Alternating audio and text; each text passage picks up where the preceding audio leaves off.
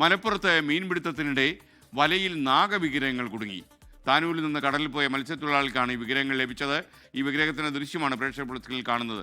വിഗ്രഹങ്ങൾ കടലിൽ ഉപേക്ഷിച്ചതോ അതല്ലെങ്കിൽ മോഷണം പോയതോ ആകാമെന്നാണ് പോലീസിന്റെ നിഗമനം. സമീർ ബിൻ കരീം ചേരുന്നു. സമീർ, ഈ നാഗവിഗ്രഹങ്ങൾ എന്ത് ചെയ്യാനാണ് ഐഡിയ?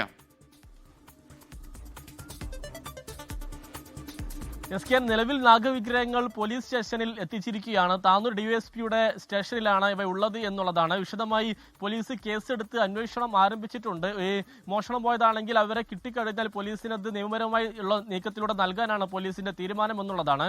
കഴിഞ്ഞ ദിവസം ഈ താനൂർ ഉണ്ണിയാൽ അഴീക്കൽ ഭാഗത്തു നിന്നും മത്സ്യബന്ധനത്തിനായി കടലിൽ പോയ മത്സ്യത്തൊഴിലാളികൾക്കാണ് ഈ നാഗവിഗ്രഹങ്ങൾ ലഭിച്ചിരിക്കുന്നത്. ഇവർ മത്സ്യത്തിനായി വല വീശിയതായിരുന്നു. ആ സമയത്താണ് വല നോക്കുന്ന സമയത്താണ് രണ്ട് വിഗ്രഹങ്ങൾ ഈ വലയിൽ കാണുന്ന ഒരു ഘട്ടമുണ്ടായത് എന്നുള്ളതാണ് മത്സ്യത്തൊഴിലാളികൾ വ്യക്തമാക്കിയത്.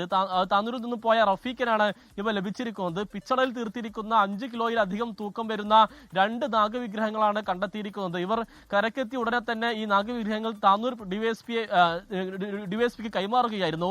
ഒന്നെങ്കിൽ ഇവ മോഷണം പോയതോ അതല്ലെങ്കിൽ കടലിൽ മോഷ്ടാക്കൾ ഉപേക്ഷിച്ചതോ ആകാമെന്നുള്ളതാണ് ഇതുമായി ബന്ധപ്പെട്ട് പോലീസ് വ്യക്തമാക്കിയിട്ടുള്ളത്. കൃത്യമായ അന്വേഷണം പോലീസ് നടത്തുന്നുണ്ട്.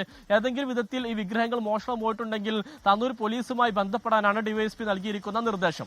ലോകത്തെവിടെയായാലും ഏത് സമയത്തും 24 വാർത്തകളും ഓഗ്മെന്റഡ് റിയാലിറ്റി പാക്കേജുകളും എക്സ്പ്ലെയിനറുകളും വിശദമായി കാണാൻ ഞങ്ങളുടെ യൂട്യൂബ് ചാനൽ നിങ്ങൾക്ക് സബ്സ്ക്രൈബ് ചെയ്യാം.